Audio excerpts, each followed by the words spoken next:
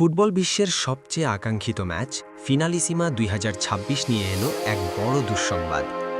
Argentina এবং স্পেনের মধ্যকার সেই বহুল প্রতীক্ষিত মহারণ আনুষ্ঠানিকভাবে বাতিল ঘোষণা করেছে উয়েফা। আগামী ২৭শে মার্চ কাতারের লুসাইল স্টেডিয়ামে হওয়ার কথা ছিল এই ম্যাচ, কিন্তু মধ্যপ্রাচ্যের অস্থিতিশীল রাজনৈতিক পরিস্থিতি এবং নিরাপত্তার খাতিরে টুর্নামেন্টটি স্থগিত নয় বরং বাতিল করা হয়েছে। এই ম্যাচটি ছিল ফুটবলের এক ঐতিহাসিক সন্ধিক্ষণ।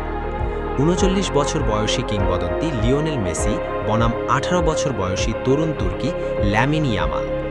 ফুটবল প্রেমীরা চাতক পাখির মতো চেয়েছিল গুরু শিষ্যের এই লড়াই দেখার জন্য।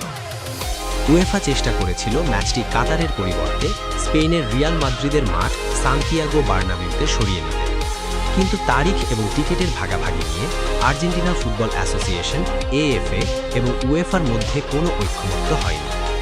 আর্জেন্টিনা ম্যাচটি ৩১শে মার্চ খেলতে চেয়েছিল, কিন্তু ইউরোপীয় ক্লাবগুলোর ব্যস্ত সূচির কারণে উয়েফা সেই প্রস্তাব নাকচ করে দেয়। সামনে ২০২৬ বিশ্বকাপ, তাই নতুন কোনো তারিখ বের করাও এখন অসম্ভব হয়ে দাঁড়িয়েছে।